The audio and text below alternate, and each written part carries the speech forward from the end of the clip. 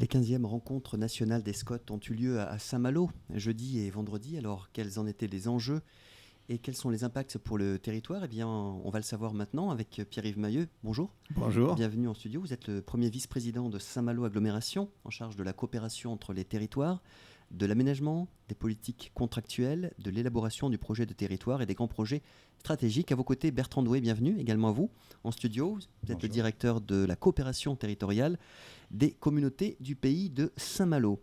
Alors on rappelle qu'un SCOT, c'est un schéma de cohérence territoriale, Pierre-Yves Mahieu, Oui, tout pour à fait. redéfinir le terme. Voilà, tout à fait. Et c'est pour ça que si j'ai pris une part active avec Bertrand Doué à l'organisation de ces 15e rencontres nationales des Scots, c'est aussi et surtout parce que je suis président du pays de Saint-Malo en charge du SCOT et administrateur de la Fédération nationale des Scots. Alors c'est vrai que c'est un schéma, c'est le premier terme, de cohérence, c'est le deuxième, et c'est pas le moins important, territorial. Ça veut dire qu'il s'agit d'imaginer, de dessiner ce que le territoire peut connaître comme évolution positive dans les années à venir, quelles que soient ses composantes. Et c'est vrai que c'était indispensable de faire un petit peu le point sur l'activité juridique, sur également le partage d'expériences des uns et des autres. Vous étiez combien à être réunis jeudi et vendredi à Saint-Malo ?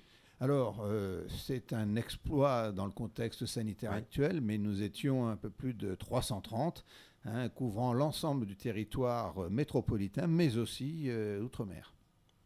Et alors, qu'est-ce qui en ressort pour le territoire qui nous intéresse au niveau géographique, messieurs? En termes de décision, est-ce que des choses ont été décidées ? Je vais laisser Bertrand Doué présenter un petit peu tout le travail de fond qu'il y a eu, parce que je ne voudrais surtout pas minimiser ce qu'a été l'organisation au Palais du Grand Large de la première manifestation nationale d'importance sur le territoire malouin. Mais je rappellerai simplement le titre de ces rencontres, de la stratégie à l'action. Mais peut-être un point sur l'aspect organisation. Donc c'est des rencontres qu'on prépare depuis maintenant un peu plus d'un an avec l'ensemble de l'équipe et les agents de la Fédération nationale. C'est vrai que du point de vue logistique, ça a été pas simple parce qu'en situation de crise sanitaire, il n'était pas évident de tenir un congrès. D'ailleurs, c'est un congrès qui au départ avait été imaginé en juin et où finalement, d'un commun accord, les élus de la Fédération et les élus locaux ont décidé au printemps dernier de repousser à la fin août compte tenu de ces événements. Alors justement, Bertrand Doué, dites-nous, est-ce qu'une pandémie, ça fait partie des paramètres qui rentrent en ligne de compte dans la réflexion, l'élaboration d'un SCOT ? Alors, à l'époque où ça a été élaboré, c'est quelque chose qu'on n'avait pas anticipé, mais de par l'objet des rencontres nationales qui était de la stratégie à l'action, je pense que la problématique qui a été discutée, c'était bien de voir comment on peut tenir une stratégie tout en s'adaptant aux événements du moment qu'on ne pouvait méconnaître, donc dans l'action.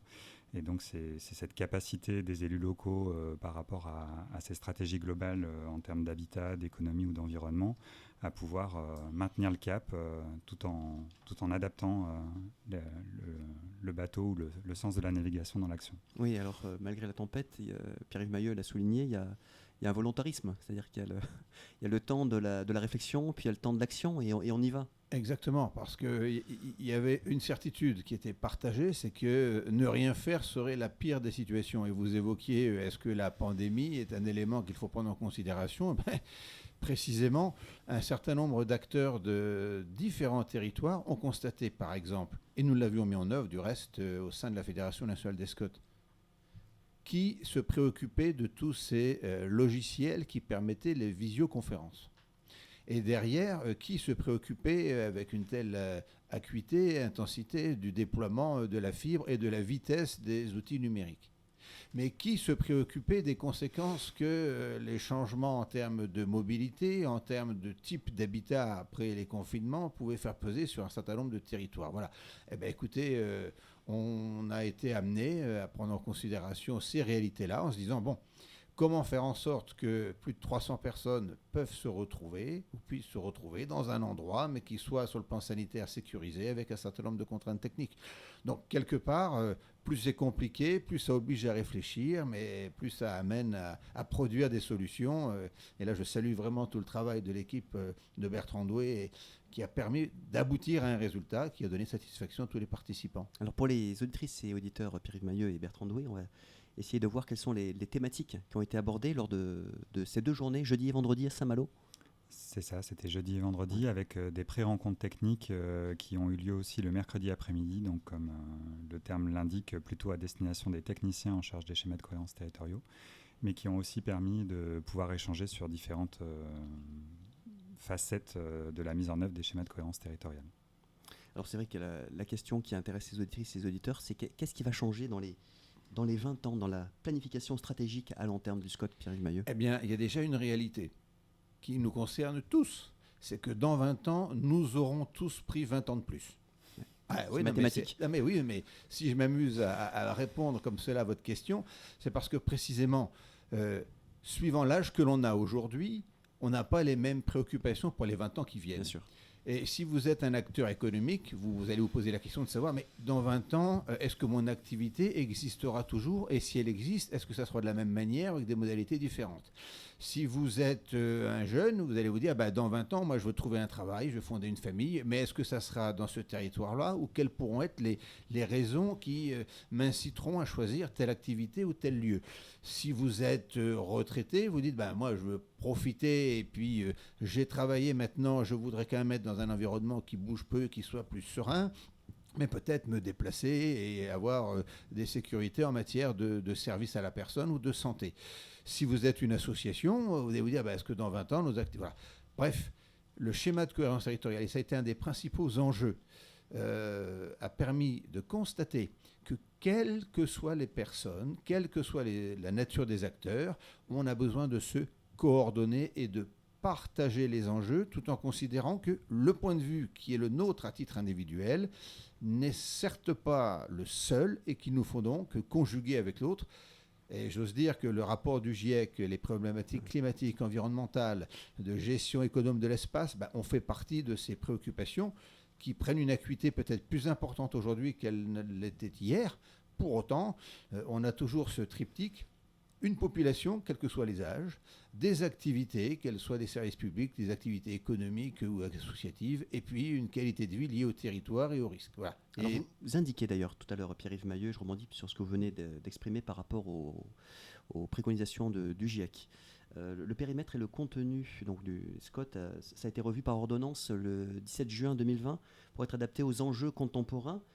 Et notamment, j'ai vu que tout le volet développement durable aussi est pris en compte, c'est ça? Alors, non seulement il est pris en compte, mais j'allais presque dire que, et c'était un des souhaits exprimés lors de ces rencontres nationales, une petite pause, qu'on ait un peu le temps d'intégrer tous les éléments, mais j'allais dire, à manque de chance, le 23 août, c'est pas vieux, ça fait une semaine, a été publiée une nouvelle loi, la loi climat et résilience, avec un certain nombre de conséquences qui, d'abord, verront la traduction dans les décrets d'application, qui ont 6 mois pour être mis en œuvre, mais on s'aperçoit bien que raréfier l'accès à l'espace, organiser autrement la problématique du logement, de l'activité, des mobilités, des moyens de développement numérique, ça ne se fera pas en 8 jours, mais que ça nécessite surtout un partage des réflexions par la population. Et je prends un seul exemple ici à Saint-Malo. Imaginez que l'on parle du trait de côte et que donc des zones inondables, des zones à risque de submersion marine ou autre, et qu'on dise, il faut que les documents d'urbanisme demain prennent ceci en considération. Mais, dans le même temps, pour ne pas aller consommer des espaces naturels et agricoles, et accueillir quand même de la population, tout en maintenant un coût d'accès au logement qui soit raisonnable, parce qu'on a besoin d'un certain nombre de métiers dont les niveaux de rémunération ne sont pas excessivement élevés, comment est-ce qu'on va arriver à organiser tout ça? Et voilà. Et c'est pour ça que c'est une équation complexe qui nécessite une mise en cohérence de l'ensemble des réflexions. Et c'était aussi un des points qui a été abordé lors de ces rencontres. Les différents acteurs, qu'ils soient nationaux, régionaux, départementaux, à l'échelle d'un pays ou de la commune, ont besoin de comprendre et de partager, d'organiser la gestion de ces enjeux. Bertrand Doué, qu'est-ce qui ressort pour vous de ces rencontres? Quel est l'enseignement ou les enseignements? Quels sont les enseignements qui émergent?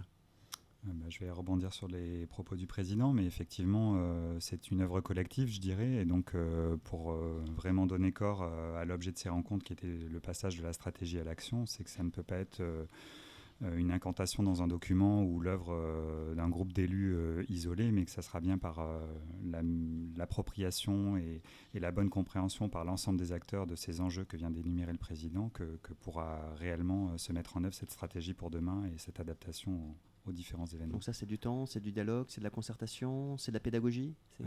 C'est effectivement tout ça à la fois. Ouais. Et donc, je pense que devant nous, on a vraiment un challenge, c'est la bonne compréhension par nos concitoyens de ces grands enjeux, où si on en entend beaucoup parler d'un point de vue global, on a souvent tendance à les oublier dans notre spectre individuel, dans notre approche individuelle, et alors même que ça va bousculer l'ensemble de nos habitudes d'aujourd'hui. Donc, il faut que chacun en prenne conscience et fasse peut-être un petit pas pour que collectivement on arrive à relever ces enjeux.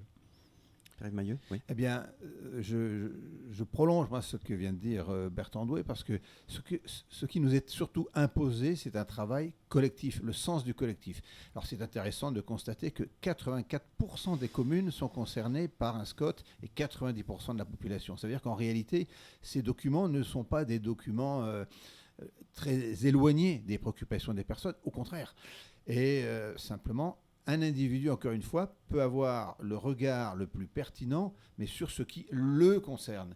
Et ce qui me concerne, il faut que j'aille aussi le frotter à ce qui concerne les autres et qu'on se pose la question de savoir, collectivement demain, comment est-ce qu'on peut assurer que toutes les générations soient heureuses de vivre dans un endroit parce qu'il y aura de l'activité, il y aura des services, mais en même temps, l'endroit sera agréable à vivre. Voilà, donc c'est ce schéma-là.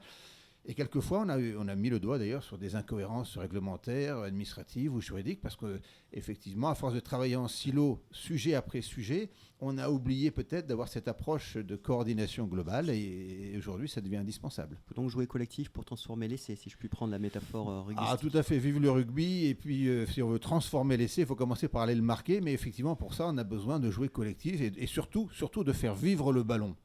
Alors, est-ce que vous sentez les citoyens réceptifs justement à ces questions? Parce que ça les impacte, on l'a bien vu.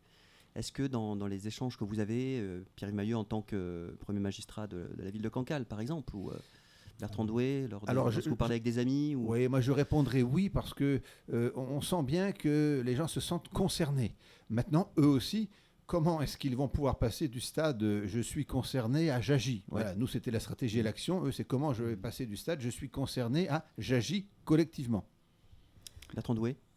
Pour ma part, après je ne serai pas représentatif, mais par rapport à mon cercle amical, puisque c'était le sens de la question, ou même professionnel, on sent une certaine prise de conscience de la part des personnes qui m'entourent et qui essayent de changer des choses. Après, je ne pense pas que ça puisse être généralisé encore aujourd'hui. C'est pour ça que vraiment, je pense qu'il y a beaucoup plus de pédagogie encore à développer pour essayer de mobiliser le plus grand nombre à la bonne compréhension de ces enjeux. Et justement, parmi les enjeux dans le top 3, on va dire, qui reviennent comme ça dans les sujets de conversation, dans les centres d'intérêt qu'évoquait Pierre-Yves Mayeux, qu'est-ce qui revient? C'est quoi? C'est l'économie? C'est l'environnement? C'est quoi? Je pense que le changement climatique aujourd'hui est quand même là, quoi qu'on en pense, quoi qu'on en dise. Donc les questions environnementales sont, on va dire, sur le haut du panier, mais elles impactent après très directement les questions liées à l'économie, à l'habitat ou au déplacement, comme on se l'a dit tout à l'heure. Donc tout de suite derrière arrivent les préoccupations, on va dire, peut-être plus directes que peuvent avoir les populations locales. La feuille de route, Pierre-Yves Mayeux, pour le SCOT, au niveau de l'agglo de Saint-Malo, c'est quoi? Est-ce qu'on peut avoir quelques dates comme ça ou des grandes échéances? Les grandes échéances, c'est dans les 6 mois qui viennent d'arriver à intégrer notre réflexion, notre traduction concrète de la loi climat et résilience. Et puis, c'est de transformer nos rapports avec le conseil régional, le conseil départemental, et puis le travail en interscot avec les autres SCOT d'Ille-et-Vilaine pour arriver à partager les enjeux, et on en a un qui est en cours. J'oublie pas que c'est la rédaction du plan de gestion avec nos voisins de l'Interscot et donc du SCOT du Sud-Manche, parce que le Mont-Saint-Michel et Sabé font partie de ces lieux emblématiques au plan mondial qui sont concernés et par la qualité de vie et par l'évolution du climat et puis par le maintien d'activités qui rendent attrayante ce secteur. Mais écoutez, je vous propose qu'on puisse se retrouver dans quelques mois pour faire un point. sur l'évolution et la mise en place du SCOT avec vous, Pierre-Yves Maillot. Merci d'être venu dans les studios de Radio Parole de Vie. Je rappelle que vous êtes premier vice-président de Saint-Malo Agglomération en charge donc de la coopération, c'est le mot qui revient souvent, hein, Oui. entre les territoires, l'aménagement, des politiques contractuelles, l'élaboration du projet de territoire et des grands projets stratégiques. Voilà, il faut bien reprendre son souffle. Et Bertrand Doué, vous êtes directeur de la coopération territoriale des communautés du pays de Saint-Malo. Je vous souhaite une belle rentrée professionnelle. À Merci vous, messieurs. beaucoup. Bonne Merci. continuation. Au revoir. Au revoir. Allez, on poursuit en musique tout de suite dans le 11-12. Léonard Cohen, Tower of Song.